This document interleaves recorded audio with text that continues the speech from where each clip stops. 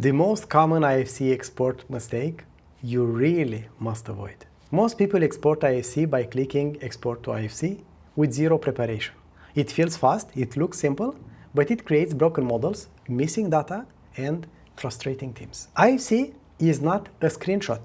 It is a data exchange, or data, however you want to call it. What you export affects coordination, cost, facility management, compliance, and downstream tools. If the data is wrong, everything that depends on it is wrong. A no-prep export usually means missing properties, missing attributes, missing base quantities, missing space boundaries, broken relationships, doors not linked to rooms, for example, etc.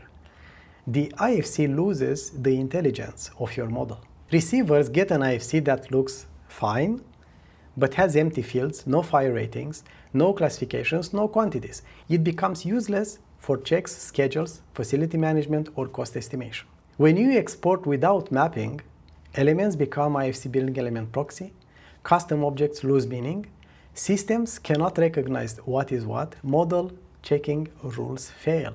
Your model becomes a collection of unknown objects. Clash detection cannot tell wall versus beam, schedules cannot read doors or windows, facility management tools cannot identify equipment, estimators cannot link to cost codes, all because classification was never prepared. No filters means that you export everything: furniture, CAD junk, temporary placeholders, ultra-detailed geometry. The file becomes heavy, slow, and of course unmanageable. Large IFCs cause slow viewers, crashes, difficult federations, impossible clash sessions, painful loading time. Your teammates lose trust in your experts because quick exports often ignore survey point, project-based point, rotation, shared coordinates. And the result is IFC appears in the wrong place for everyone else. You break the entire federation. Your model floats meters away from the rest. You waste meetings fixing coordinates instead of solving problems. Architect exports sinks, MEP exports sinks, IFC has two sinks. Clash detection explodes with false positives, coordination becomes chaotic. Unprepared exports often miss levels, buildings, sites, proper containment.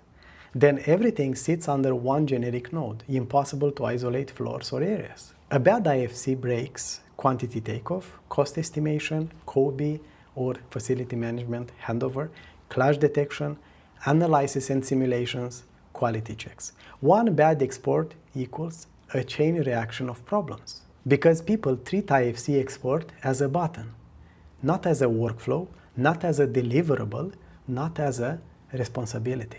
You can either export fast and cause pain, or prepare properly and make everyone's job easier.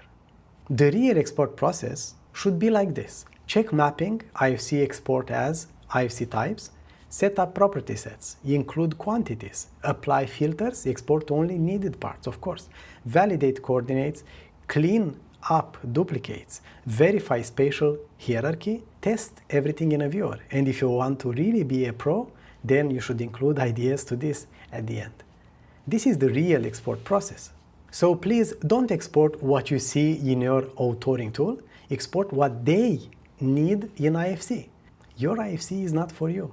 It is for the next person. IFC export is not a last step. It is a deliverable. A prepared export saves hours, reduces errors, and builds trust. A lazy export destroys data and, you guessed it, credibility. So avoid the one-click IFC export. Prepare it with intention.